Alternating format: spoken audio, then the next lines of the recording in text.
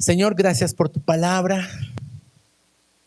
Te hemos adorado, hemos alabado tu nombre, hemos deleitado de tener comunión contigo.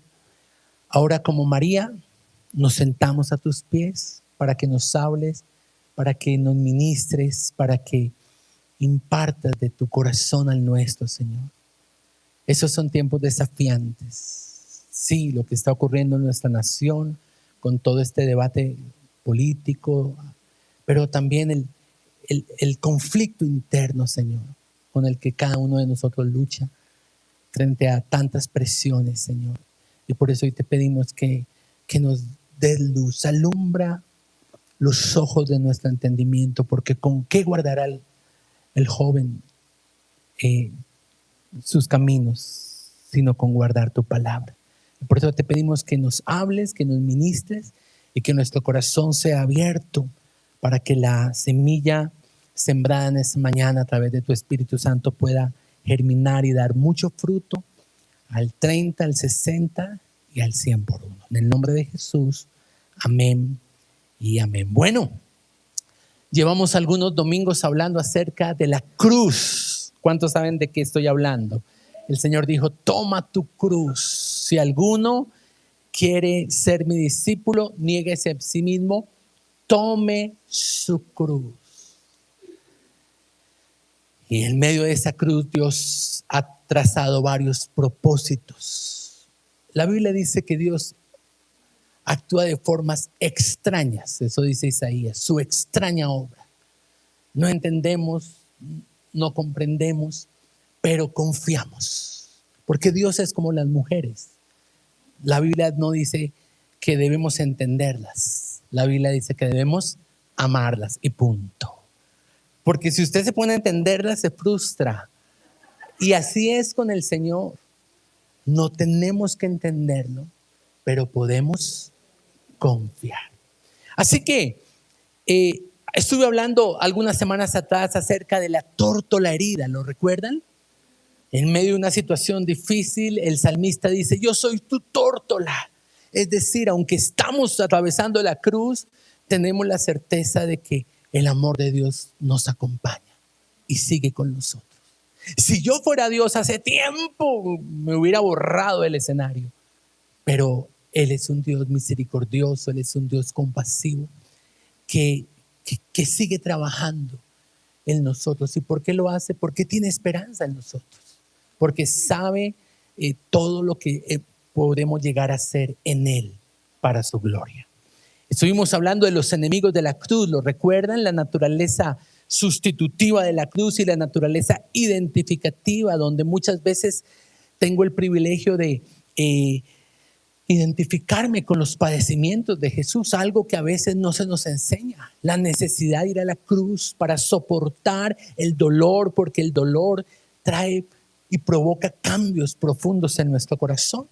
Por eso es que el mayor lugar de guerra espiritual ocurre cuando usted está siendo crucificado, porque eso pasó con Jesús.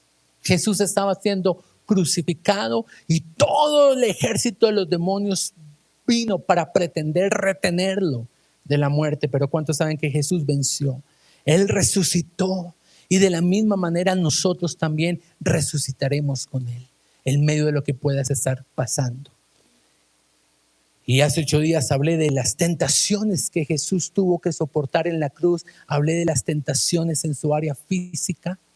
Hablé de las tentaciones en su área emocional y también en su relación con Dios. Hoy quisiera entonces hablar de un tema que he llamado, ya entrando en nuestro congreso de adoración, la adoración en la cruz. Porque en la cruz Jesús no solo soportó dolor. En la cruz Jesús no solamente experimentó sufrimiento. En la cruz no solamente venció la tentación, sino que en la cruz Jesús también adoró. Y si Él adoró a su Padre en medio de esa cruz tan implacable, nosotros hemos sido llamados a adorar en medio de la situación por la cual podamos estar siendo o cruzando en este momento. El máximo exponente de adoración en la Biblia, algunos podrían pensar, ay, fue María, la de Betania, porque ungió con su perfume los pies de Jesús. Es un buen modelo, pero hay uno superior. Otros pueden decir David, el cantor de Israel, el salmista, aquel que en medio de las cumbres borrascosas de los desiertos entonó cánticos que hasta el día de hoy nos acompañan. Es un buen modelo. Pero hay otro exponente por encima de él. Algunos pueden decir los discípulos que caminaron 3 años con Jesús. Otros pueden decir Abraham, el que fue llamado amigo de Dios. Y son modelos extraordinarios. Pero el máximo representante, exponente de adoración que pisó la tierra, ¿quién fue? El Señor Jesucristo. Y cuando pensamos en eso, uno diría, Jesús fue el mejor adorador. Jesús fue el modelo de adorador, pero yo nunca lo vi con guitarra. O la Biblia nunca muestra que él tocó el piano o que tocó las maracas. Porque lo que nos muestra esto es que la adoración es mucho más que música. Cuando usted lee salmos, por ejemplo, el Salmo 150, el último salmo de la Biblia, dice que la adoración pública de Israel era con címbalos, con arpas, con flautas, con panderos, con diferentes tipos de instrumentos. Pero el instrumento con el que Jesús adoró fue la cruz. Y tal vez usted diga, uy, pastor, pues cuando a mí me hablan de un congreso de adoradores, yo lo que pienso es, esos son para los que tienen talento musical. No, es para cada uno de nosotros, porque todos seremos llamados a cargar la cruz. Y puede que usted hoy esté en el centro de la cruz. Y lo que el Señor te dice en esta mañana es, adórame como Jesús lo hizo. Él es nuestro máximo referente de adoración, el Señor Jesucristo. Ahora, la música, ¿y cuántos pueden agradecer al Señor por los músicos de la iglesia? Gracias al Señor por ellos, porque la música crea un ambiente por medio del cual nosotros podemos adorar. Así que la música, la preparación previa es una gran bendición, pero la música por sí sola no es adoración. Porque la adoración es algo que nosotros provocamos mientras la música es ejecutada. Adoración es obediencia extrema. Adoración es consagración y rendirnos a los propósitos del Padre. ¿Cuál es la primera referencia bíblica a la adoración? La encontramos en Génesis capítulo 22. La primera vez que la Biblia habla de adoración ocurre en un contexto de sacrificio, ocurre en un contexto de obediencia, ocurre en un contexto de consagración. No hay instrumentos musicales, no hay grupo de alabanza, no hay bateristas, no hay guitarristas. Génesis 22, y quisiera contextualizar esto con ustedes, versículos del 1 al 5. Dice la Biblia así: aconteció después de estas cosas que probó, diga conmigo, probó. ¿Dónde somos probados? En la cruz. Así que Dios decidió a su amigo del alma probarlo, pasarlo por una cruz. Y le dijo a Abraham, y él le dijo, heme aquí. Y le dijo, toma ahora tu hijo. Entonces yo me imagino que Abraham le dijo, a Ismael. Y le dijo, no, tu único Isaac, a quien tanto amas. Y vete a la tierra de Moriah y ofrécelo allí en holocausto sobre uno de los montes que yo te diré. Tremendo. Ese es el contexto de la adoración. Abraham se levantó muy de mañana obedeciendo al Señor. Tomó consigo a sus siervos, a su hijo Isaac, que sería el sacrificio, cortó la leña, se levantó y fue al lugar que Dios le dijo. Al tercer día, Abraham alzó sus ojos y vio el lugar de lejos. Y dijo Abraham a sus siervos: espérenme aquí con el asno, y yo y el muchacho, haciendo referencia a su hijo, iremos hasta allí y adoraremos. La primera referencia bíblica de la adoración se encuentra en un contexto de sacrificio, de entrega, de cruz, de muerte, de rendición. ¿Y por qué está en plural? Adoraremos. Porque esta porción me habla de dos tipos de adoración. Primero que todo, la adoración de Abraham. ¿Creen ustedes que Abraham adoró al Señor? Claro que sí. Fue una obediencia extrema. Porque adorar es entregar, adorar es ofrecer, adorar es sacrificar. Ahora, ¿qué debo entregar? Primero que todo, lo que yo más amo. Y en este momento quiero que el Espíritu Santo examine nuestro corazón y nos muestre qué es lo que yo más amo. Porque si no es el Señor, eso es el objeto que debo colocar en el sacrificio, en el altar. ¿Qué es lo que tú más amas? Segundo, lo que muchas veces a nuestros ojos es lo único que tenemos. El Señor le dice: entrégame a tu hijo, tu único, Isaac. Y debemos entregar sencillamente lo que Dios me pide, aunque me duela. Aunque haya estado muy aferrado a eso. Aunque haya sido mi tabla de salvación, aunque lo que Dios me pide. Eso es adorar. Estar dispuesto a entregar lo que yo más amo, lo único que muchas veces quiero tener, y finalmente lo que Dios me pide. Toma unos segunditos allí, pregúntale al Espíritu Santo: ¿con qué quieres que te adore en esta mañana? ¿Mi hijo, mi hija, la iglesia, el ministerio, mi trabajo, el querer cambiar tal vez a otra ciudad, a otra nación, un proyecto empresarial?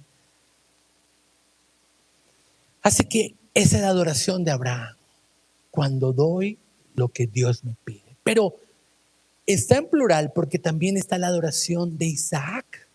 Porque Isaac no era un niño chiquito, Isaac ya tenía 20 y pico de años. Y si él quería, podía sencillamente rechazar lo que su papá pensaba hacer. Y eso me lleva a pensar que la adoración de Isaac consistió en entregarse a sí mismo. Y tal vez esa es otra expresión de la adoración. Adorar no es solamente entregar lo que yo más amo, adorar también es entregarme a mí mismo. A mí mismo. Porque sabe, muchos de nosotros el mayor ídolo que tenemos, el mayor ídolo que fabrica nuestro corazón somos nosotros mismos. Así que quiero que le pregunte: Señor, en esta jornada de adoración, en esta jornada del Congreso de Adoradores, ¿qué quieres que yo ponga en el altar? ¿A quién? ¿O si soy yo mismo? Y sabe, Dios se encarga de pedirnos cosas así cuando estamos en la cruz del Calvario, cuando somos llevados a la cruz.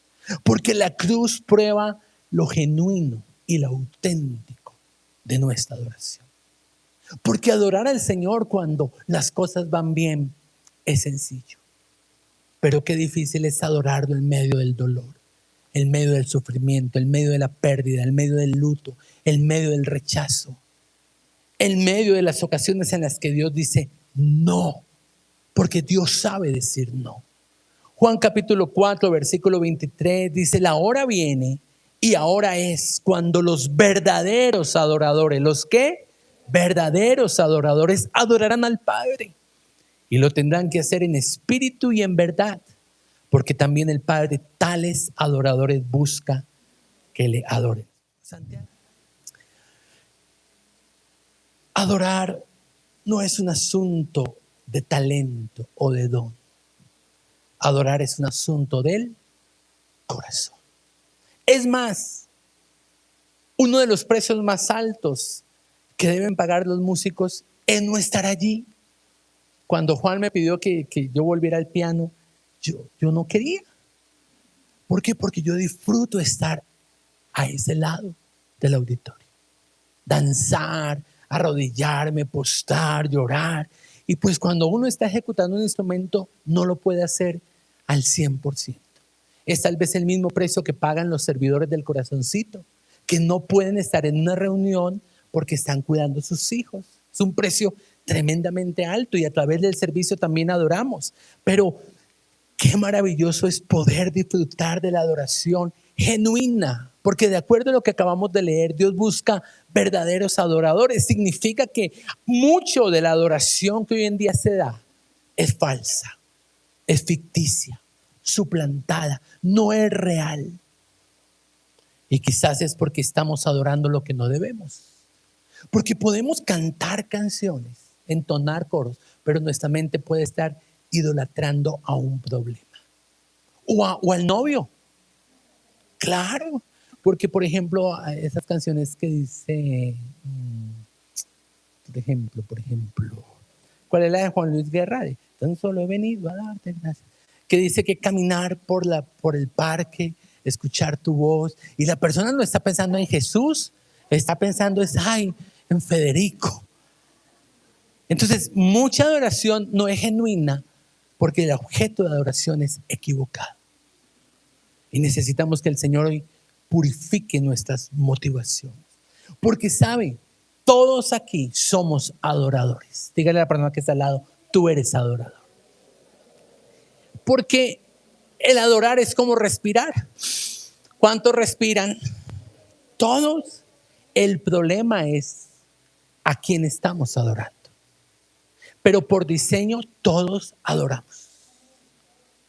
A un novio, a una novia, a un trabajo, al dinero, al esposo, al hijo, al ministerio. Todos adoramos. El asunto es que Dios busca verdaderos adoradores. Y me gusta esto, porque no dice que Dios busca predicadores. No dice que Dios busca músicos.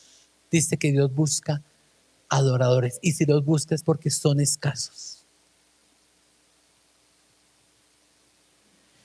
Entonces todos somos llamados a adorar. Por eso hablar de adoración es un tema que debe ser relevante para toda la iglesia, no solamente para los músicos.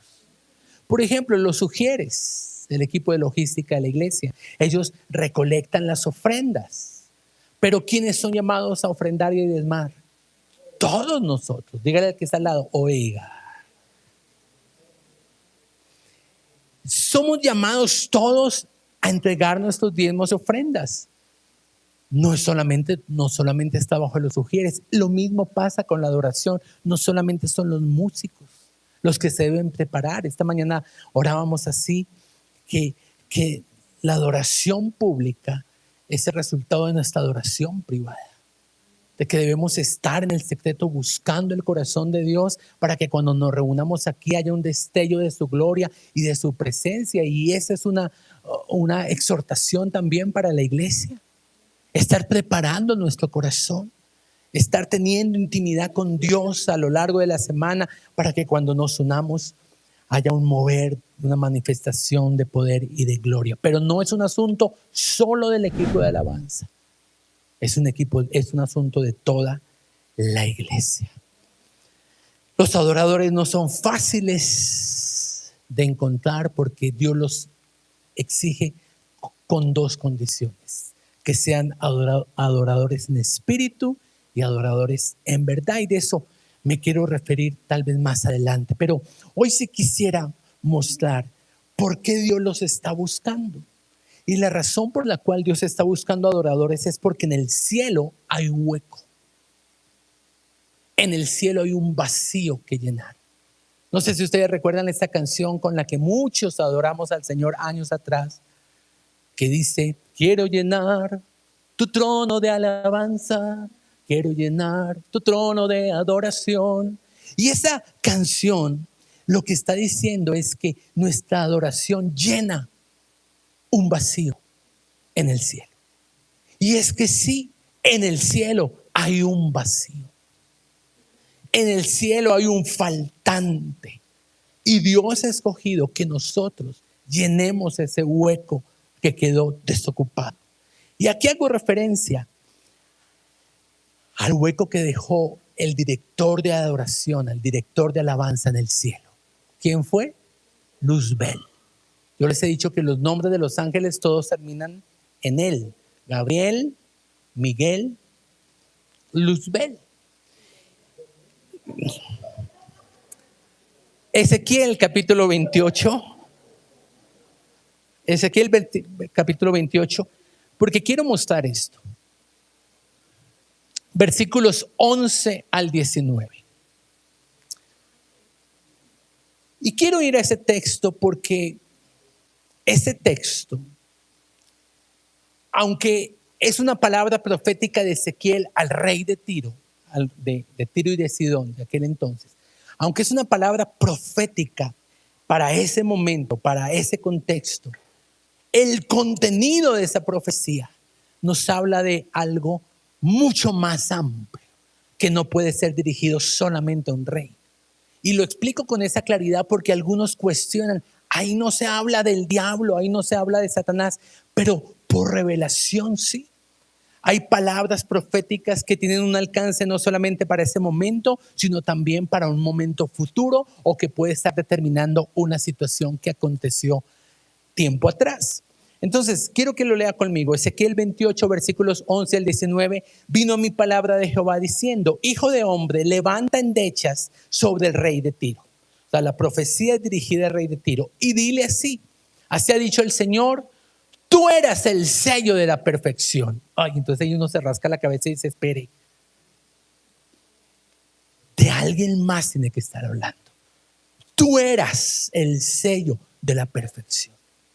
Y ahí es donde nos damos cuenta que esta palabra profética está hablando de la creación celestial que hubo antes de la creación humana. Estaba lleno de sabiduría y acabado de hermosura. Eso no se le dice a un rey. Seguramente está haciendo referencia a Luzbel, el lucero, el hijo de la mañana, el director de alabanza. Porque recuerde, el cielo es tan organizado, Dios es un Dios de orden, que hay una tercera parte de los ángeles encargados de la mensajería. ¿Quién dirige ese grupo? Gabriel, que fue el que le envió el ángel, que le envió a María el mensaje. El segundo grupo, la guerra espiritual, dirigida por Miguel. Y el tercer grupo, el hueco que quedó en el cielo, fue Luzbel, la adoración. Por eso Dios no busca mensajeros, Dios no busca guerreros, Dios busca adorar, porque hay un hueco que tenemos que llenar. Versículo 13, y aquí con esto lo completa. En Edén, en el huerto de Dios. Y este Tiro tendría que tener 6,000 años para que se le diga eso. Así que esta profecía, aunque se le está diciendo al rey de Tiro, tiene una connotación, tiene un contenido que habla de la creación celestial. Para que cuando les pregunten, usted no se deje confundir. Está hablando de lo que ocurrió allí en Edén, en el huerto de Dios estuviste. ¿Recuerdan la serpiente? De toda piedra preciosa era tu vestidura, porque Dios todo lo que hace es hermoso. De cornerina, de topacio, de jaspe, de crisólito, de todas esas piedras bonitas. Los primores de tus tamboriles y flautas. ¿Quién dirigía la adoración en el cielo? Luzbel. Todo eso estuvo preparado para ti en el día de tu creación. Y eso es importante. Satanás es un ángel creado.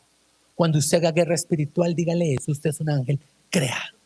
Porque es que como él quiere imitar a Dios, y a Dios nadie lo creó, el hecho de que usted le recuerde esto es algo que le va a recordar su verdadera posición. Tú, querubín grande, eso no se le dice al rey de Tiro, está hablando de Satanás. Querubín grande, protector. Yo te puse en el santo monte de Dios. Allí estuviste.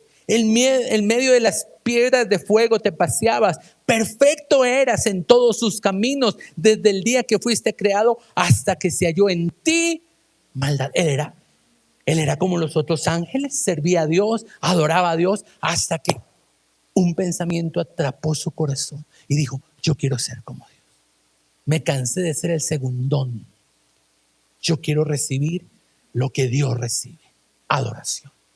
Y eso es lo que nos coloca en un contexto de que pensar en adoración es entrar en el centro de la guerra espiritual.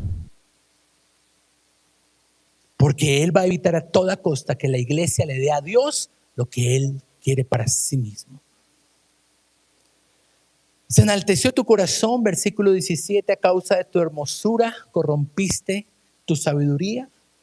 ¿Y por qué corrompió o por qué se habla allí de que corrompió? Porque de acuerdo a lo que dice Apocalipsis 12, dice que el diablo, el dragón, como lo llaman allí, con su cola arrastró la tercera parte de los ángeles. Así que el diablo, cuando fue echado, no se fue solo, sino que juntamente con él se llevó la tercera parte. ¿Quiénes? Los que estaban bajo su cobertura. Los engañó, los corrompió, les dañó el corazón hacia Dios. Y esos son los demonios que hoy enfrentamos en las sesiones de liberación. Así que esta porción que acabamos de leer, Ezequiel 28, está haciendo referencia a lo que ocurrió en el cielo. Recapitulando entonces, el primer director de alabanza fue Luzbel, quien terminó convirtiéndose en Satanás por haberse rebelado en contra de Dios. Fue echado, cayó en tierra, junto con él los ángeles que se convirtieron en demonios. Por eso, Lucas capítulo 4, versículo 7, cuando Jesús está siendo tentado, el diablo le dice: mira, Jesús, ¿qué va a hacer a la cruz? ¿Para qué sufrir? Pare de sufrir. Más bien, hay un camino más fácil. Adórame, y los reinos por los que tú viniste, yo te los entrego. Y mucho cuidado, porque esa es la misma tentación que hoy muchos escuchan en la cruz. Hay un camino más corto. Adórame.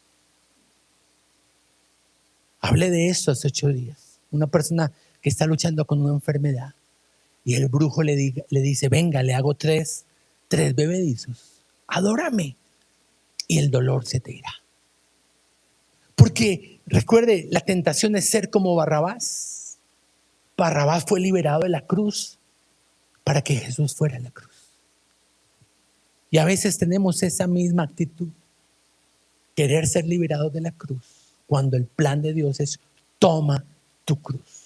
Si tú postrado me adorares, todos estos reinos serán tuyos. Ahora, no sé si ya notó una diferencia. Dios busca, ¿qué busca, Sergio? Adoradores. ¿Y el diablo qué busca? Adoración. Adoración. O sea, el diablo busca las palabras, ¿cierto?, que lo aluden, ¿cierto? Pero Dios busca la esencia, el corazón del adorador. Eso muestra una gran diferencia entre lo que Dios busca y lo que el diablo quiere. Pero Jesús resistió esa tentación. Y es que cuando somos llevados a la cruz, nuestra adoración comienza a ser purificada. Nuestra adoración es más profunda, es más real.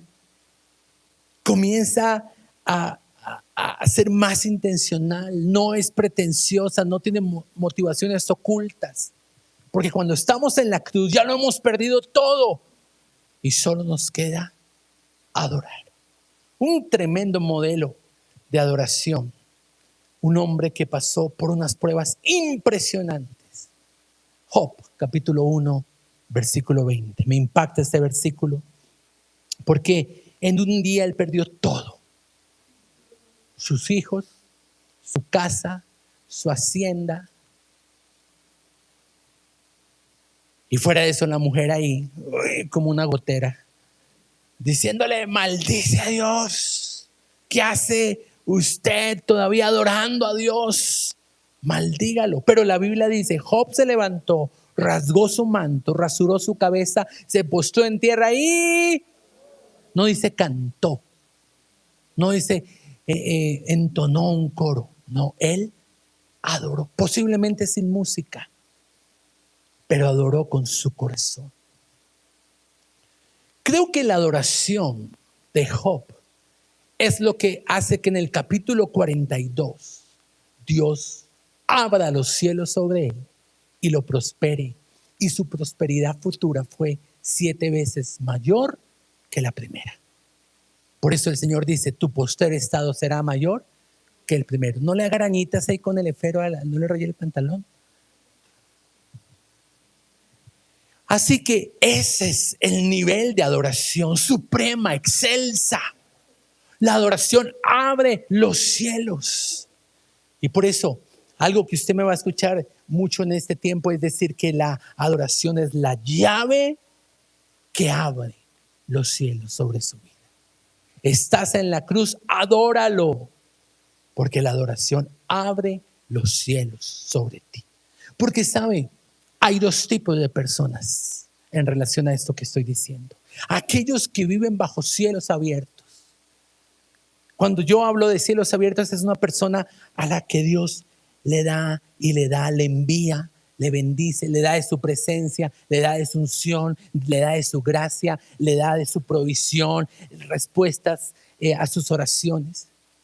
Cielos abiertos. Pero hay otro tipo de personas, y terrible, los de cielos de bronce. Los cielos están cerrados para él. Los cielos están cerrados para ella.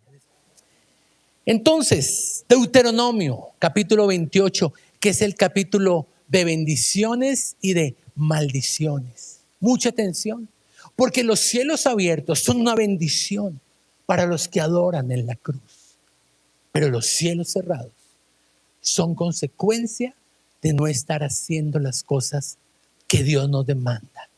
Deuteronomio 28:12 dice, y te abrirá el Señor su buen tesoro. ¿Cuál? El cielo. ¿Cuántos quieren vivir bajo cielos abiertos? Yo quiero eso.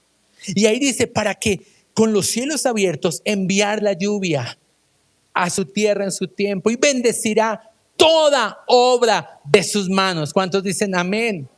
Y llegará el punto donde usted ya no tendrá que pedir prestado, según este versículo, sino que al contrario, prestará a muchos, ayudará a muchos, bendecirá a muchos y tú no pedirás prestado. ¿Cuántos quieren cielos abiertos? Pero unos versículos más adelante, Deuteronomio 28:23, dice que para aquellos que no ponen por obra la palabra, los cielos que están sobre su cabeza son cielos de bronce. Cielos cerrados. Un judío, un israelita, pensaba que por su nacionalidad él vivía bajo cielos abiertos.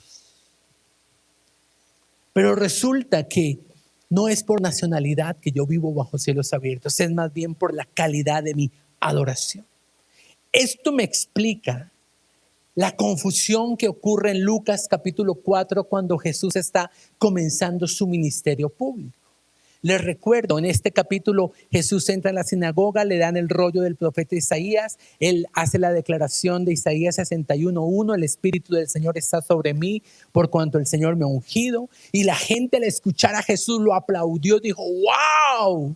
Y estaban impactados por las palabras de gracia que salían de su boca.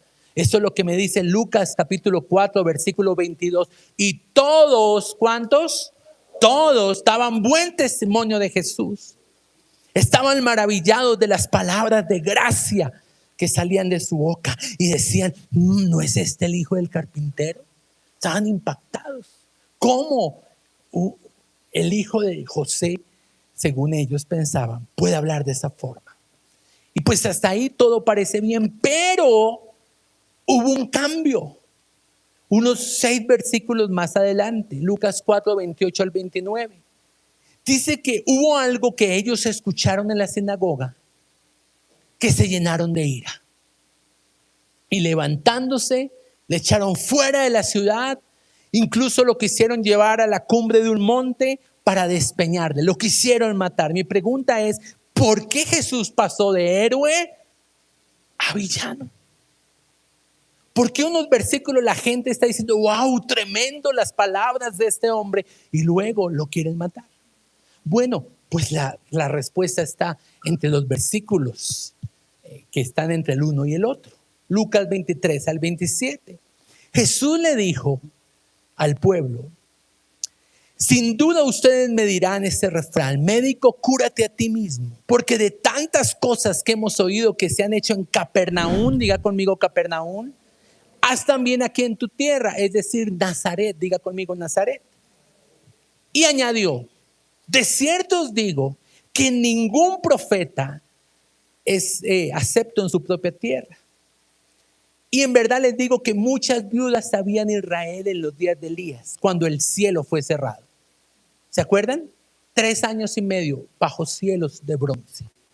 No había lluvia, había sequía, escasez, no había producto de la tierra. 3 años y medio con cielos cerrados. Hubo una gran hambre en la tierra, dice Jesús, versículo 26, pero a ninguna de esas personas fue enviado Elías, sino una mujer extranjera. Muchos leprosos habían en el tiempo de Naamán, pero ¿quién fue el que fue limpiado de lepra? El sirio, no el israelita. Eso fue lo que enfureció al pueblo. Eso fue lo que hizo que Jesús pasara en unos pocos versículos de héroe a villano. De que Jesús les estaba diciendo, no crean que por ser ustedes judíos, los cielos van a estar abiertos sobre su vida. No, hay algo que usted tiene que hacer, hay algo que usted tiene que desarrollar, hay algo que usted tiene que manifestar, y es la adoración. Así que ellos los molestó y los enfadó profundamente. ¿Por qué? Porque ellos anhelaban ver los milagros de Jesús. Y usted sabe lo que dice la Biblia, que en Nazaret no pudo ver los milagros de Jesús debido a su incredulidad. Y aquí tengo que preguntarle, ¿en qué lugar estás? ¿Capernaum o Nazaret? Porque hubo unos milagros impresionantes en Capernaum. Sanidades, liberaciones, resurrecciones. Y Nazaret le reclamó a Jesús, ¿por qué no haces aquí lo que haces allá? Y él dijo, por la incredulidad, por la dureza de corazón, por la familiaridad que ustedes tienen conmigo. Me llaman el hijo del carpintero. Así que hoy tenemos que preguntarnos, ¿por qué los cielos estarán cerrados en mi vida? ¿Qué estoy reteniendo conmigo que Dios me está pidiendo que ponga en su altar? Podemos concluir entonces que Nazaret vivía bajo cielos cerrados, mientras que Capernaum vivía bajo cielos abiertos. Es que es bien importante entender esto de la apertura de los cielos. Santiago capítulo 5, versículo 7. Dice, hermanos, tengan paciencia. ¿Tengan qué? Lo que a usted tanto le gusta, ¿cierto? Tengan paciencia. Miren cómo el labrador espera el precioso fruto de la tierra, aguardando con paciencia hasta que reciba la lluvia temprana y la lluvia tardía. Si los cielos están cerrados, no hay lluvia. La lluvia temprana es la lluvia de otoño. Ocurre más o menos en octubre, noviembre. Y cuando esa lluvia cae sobre la tierra, facilita el arado, prepara el terreno para la semilla que el labrador debe colocar en ella. Eso significa que cuando los cielos en nuestra vida están abiertos, Dios envía una lluvia que prepara mi corazón, que es previo a la cosecha o a la respuesta que Él nos da en tiempo de necesidad. En cambio, la lluvia tardía es una lluvia de marzo y de abril, ocurre en primavera, y es la que hace que lo que se sembró germine y dé fruto. Y en medio de un tiempo, o en medio de una lluvia y otra lluvia, Dios dice, sé paciente, espera. Pero ¿cómo una persona va a esperar la lluvia si los cielos sobre su vida están cerrados.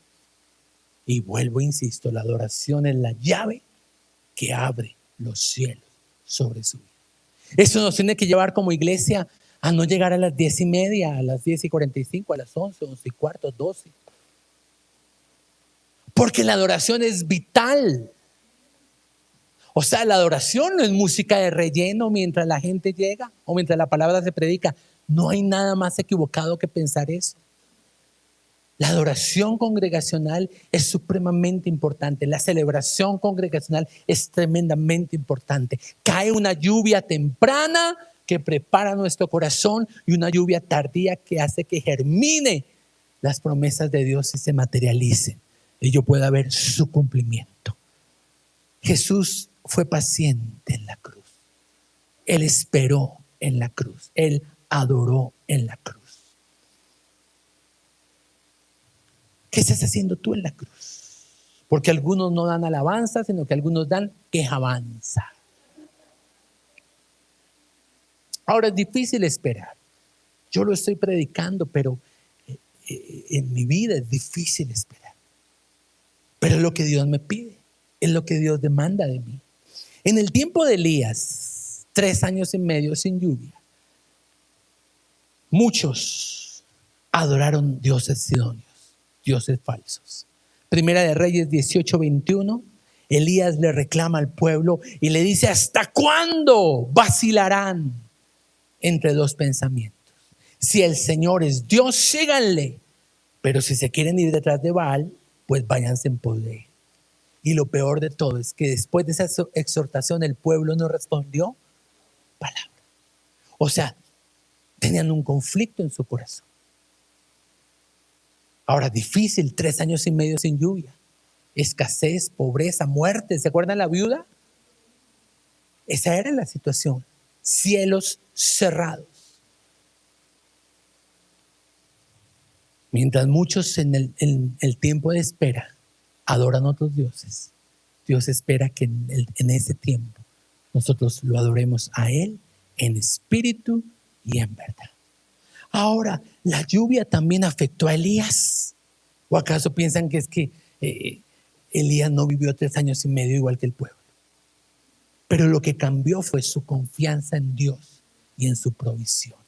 Primera de Reyes 17, versículos del 5 al 7. Fue Elías, se hizo conforme a la palabra de Jehová. Fue y vivió junto al arroyo de Kerit, que está frente al Jordán. Los cuervos le traían McDonald's o corral mejor. Le traían pan y carne. Y él comía y bebía del arroyo. O sea, Dios lo sustentó a pesar de que debido a un pueblo vacilante e idólatra, los cielos estaban cerrados. Pero mucho cuidado, porque ¿cuál es la tendencia de nuestro corazón? Aferrarnos tanto al instrumento que Dios usa para bendecirme que termino cambiando el objeto de mi adoración. Por eso dice versículo 7, pasados algunos días se secó el arroyo. Y tal vez eso es lo que hoy muchos dicen: pastor, el arroyo del cual yo bebía se secó. Pero ¿cuántos saben que Dios sigue siendo Dios? Ahora, ¿qué significa Kerit?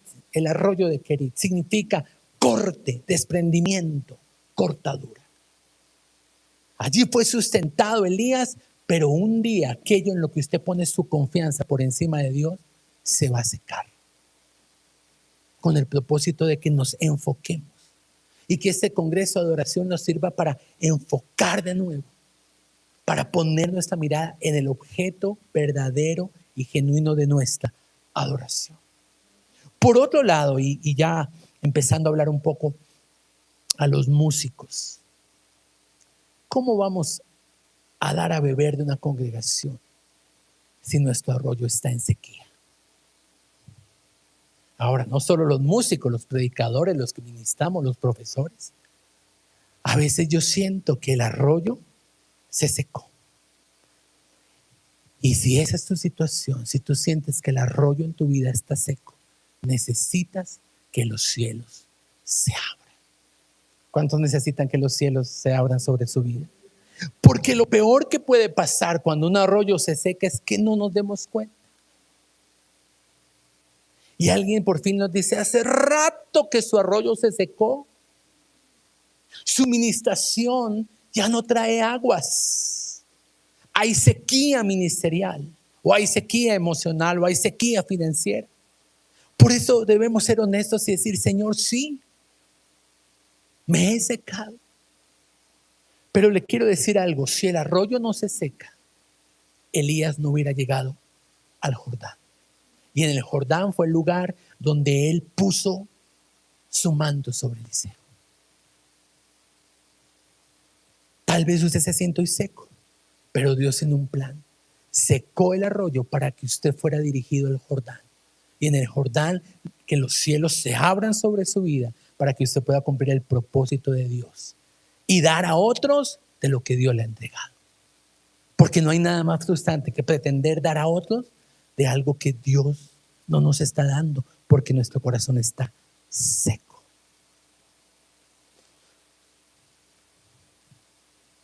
Bien, termino con esto. Dios es trino y yo veo que hay apertura de tres cosas importantes. Primero que todo, el Espíritu Santo nos abre el corazón. Hechos 16:14 dice: una mujer llamada Lidia, vendedora de púrpura, que adoraba a Dios. ¿Qué estaba haciendo esta mujer? Y dice: y el Señor abrió el corazón de ella. ¿Qué necesitamos? Que Dios abra nuestro corazón. Porque no hay nada más difícil que un corazón cerrado. ¿Cómo podemos adorar a Dios con un corazón cerrado? Por el dolor, por la devastación, por la sentirme decepcionado. Número 2, el Señor Jesús abre el camino. Hebreos 10 dice, versículo 20: por el camino nuevo y vivo que Jesús nos abrió. Jesús mismo es el camino. Así que el Espíritu Santo abre tu corazón, Jesús abre el camino. ¿Y quién abre los cielos? El Padre. ¿Recuerdan que en el bautismo de Jesús los cielos se abrieron y se escuchó una voz? La voz del Padre que decía: este es mi Hijo amado, en el cual yo tengo complacencia. El Señor le dijo a Pedro que le entregaría las llaves. ¿Y las llaves para qué son? Para abrir lo que está cerrado. Y una de esas llaves se llama adoración. Tú puedes abrir hoy la puerta de la adoración para que los cielos se abran sobre tu vida. Nos ponemos en pie.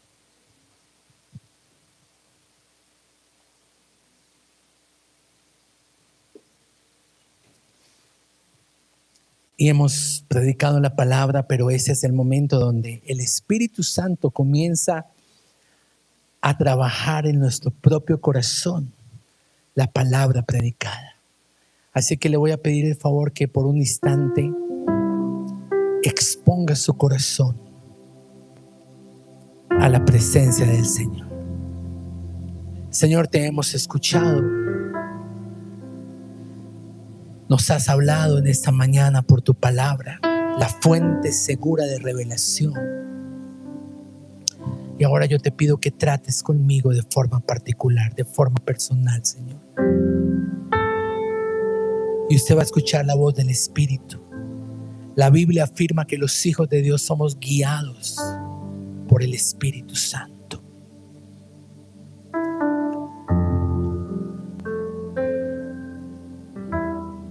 Y a medida que el Espíritu Santo va hablando, va revelando, va mostrando, acérquese al Señor y derrame su corazón. Dígale: Señor, estoy pasando por una cruz. Y qué difícil es esperar el día de la resurrección. Gracias porque me has ayudado a soportar el dolor. Me has ayudado, Señor, a que el sufrimiento provoque cambios en mi interior. Pero ahora demandas de mí adoración. Que sea un adorador en espíritu y en verdad. Y Señor, tal vez por mí mismo no puedo y necesito que tú traigas una revelación y que tú en mí adores al Padre en medio de la cruz que estoy cruzando. Y en este momento siento de parte del Señor que hay personas que tienen que hacer entrega a Dios de un Isaac. Algo que tú amas por encima de Dios. Algo de lo que dependes y que sientes que es lo único que te sostiene en medio de la prueba. Y si tienes dudas, pregúntale al Señor: ¿qué quieres que yo entregue hoy en el altar? Y el Señor te puede decir: entrégate tú mismo, tú misma. El Señor le dijo a Abraham: entrégame a tu hijo, el que tú tanto amas. Tráelo, ofrécelo. Y cuando Dios vio el corazón de este adorador, cuando Dios vio la esencia de su amigo Abraham, dijo: ahora sé que me amas. Ahora me he dado cuenta de que sí, estás dispuesto a entregarme todo lo que yo te pida. Y yo quiero que en este momento usted tome un paso de fe y presente en el altar lo que Dios le está pidiendo. Dios trabaja de forma particular, de forma personal. Tal vez es la vida de tu papá, tal vez es la vida de tu mamá, tal vez es una relación, un proyecto, un deseo, un anhelo. Sabe, muchas veces yo he visto que incluso las promesas tienen que ser llevadas a la cruz, tienen que ser entregadas como una expresión de adoración. No porque Dios no las cumpla, sino que a veces me aferro tanto a ellas, me aferro tanto a mi arroyo, y un día se seca. Y Señor, hoy te pido que en medio de lo que estamos cruzando, de lo que estamos viviendo, nos des la fuerza, la voluntad, la decisión de adorarte. Me entrego yo mismo. Entrego este enojo que tengo, entrego esta amargura que tengo, entrego esta rabia que tengo, entrego esta terquedad que me controla, que me gobierna, que me domino. Soy yo el que me pongo hoy en el altar, Señor, para que tu fuego caiga y consuma de mí todo lo que está siendo un estorbo para tu plan y tu propósito en mi vida. Señor, envía tu fuego sobre todo aquello que estamos colocando en el altar. ¿Qué estás poniendo en el altar? ¿Qué estás colocando en ese altar? Vamos, asegúrate de dejarlo todo allí. Renuncia a tus derechos, renuncia a toda expectativa que tenías, a todo aquello que habías soñado. Colócalo y confía. Abraham fue a ese monte confiado de que algo haría Dios. Y fue tan determinante lo que Dios hizo, que a partir de ese momento Dios es llamado Jehová Jireh. Él te proveerá. Él te proveerá no solamente de los recursos que necesitas, Él te proveerá del amor que esa persona te daba. Él te proveerá de la compañía, de las palabras, de lo que obtenías en eso que hoy estás entregando. Llévalo al altar. Porque sabes, muchas veces el retener algo que Dios nos pide es lo que nos hace que nos rebelemos, como le pasó a Luzbel. No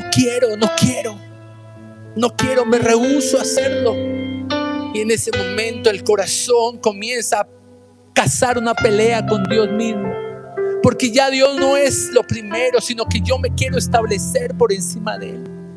Pero yo renuncio hoy a adorar al diablo. Yo renuncio hoy a darle adoración al diablo, aunque me ofrezca un camino más fácil, un camino más ligero. Señor, como Job me levanto y adoro en medio del dolor.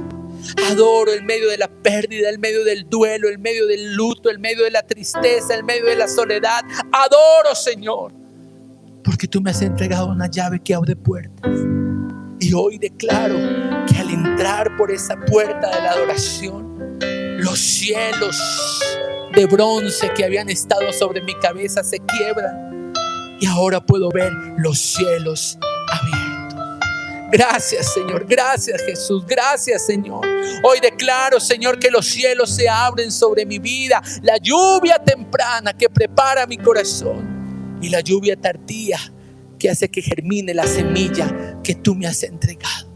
Y después de entregar a tu Isaac, Después de poner en ese altar lo que Dios está pidiendo, yo quiero que adores al Señor. Adóralo con tu corazón, adóralo sin reservas, adóralo independientemente de la música, independientemente de tu vecino. Adórale, adora.